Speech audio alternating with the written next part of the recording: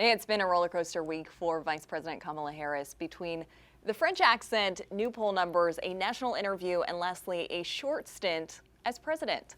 Annie, I'm going to bring you in. You're joining us live from D.C. Briefly, let's talk about that last bit, the transfer of power, which was also brief.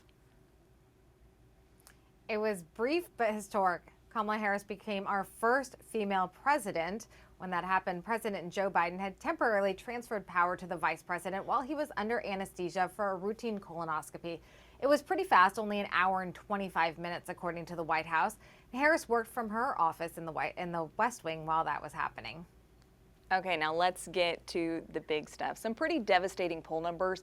A 28% approval rating from a new USA Today Suffolk University poll. That is the lowest of a modern vice president. So for a little bit of context, Mike Pence at 41% after the January 6th Capitol riots. Dick Cheney 30% after his hunting accident. So Annie, what should we take away from these low poll numbers? So if we look at 538.com's average polling for Biden's entire presidency, we can see that right now it is really low. It's at 42%, give or take. And often vice presidential approval ratings are even lower than the president's, but Harris's is extremely low. The LA Times has a polling tracker, and it shows that at this time in their presidency, Harris is more unpopular than Mike Pence, Joe Biden when he was vice president, Dick Cheney, and Al Gore all were. You know, and there are a lot of people, myself included, who are wondering why. Obviously, there are a lot of variables looking at, national issues.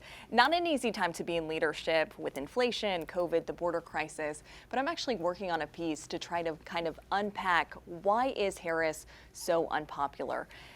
One thing that she said in 2019, before she was the vice president, she calls it the elephant in the room, and it's racism and misogyny and how it's harmed her politically. She's the first woman of color in this office.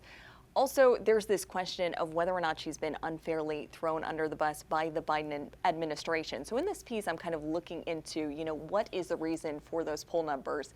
She's been the face of some really tough issues like migration, as well as not being visible to Americans with a string of foreign trips. But going back to her relationship with Joe Biden, she spoke on GMA this week. Here was her response. You don't feel misused or underused? No, I don't. I am very, very excited about the work that we have accomplished, but I am also absolutely clear-eyed that there is a lot more to do, and we're going to get it done. So they're putting on this united front, but Annie, what does this mean for Harris, whether it's in 2024, 28? Many thought she'd be that apparent heir to Biden, but it would be pretty hard to win a presidency with poll numbers like she has right now. Yeah, as we mentioned, they are pretty darn low. And it really hasn't been a great week for her internally either. Her communications chief just announced her resignation, which is going to start next month. Now, that in itself isn't a big deal because she had said she was only going to be staying for a year. But the timing of this, with reports of low morale and infighting, is really bad optics. It's also interesting because there were reports of when Harris was on the campaign trail of those same things.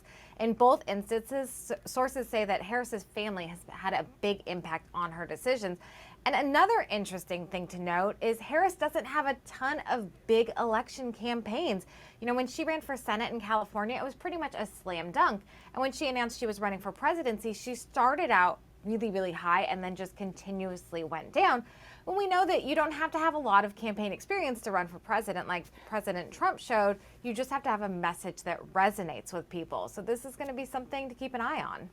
And it is still early in her being vice president, so we'll continue to monitor that. Annie, I want to thank you so much.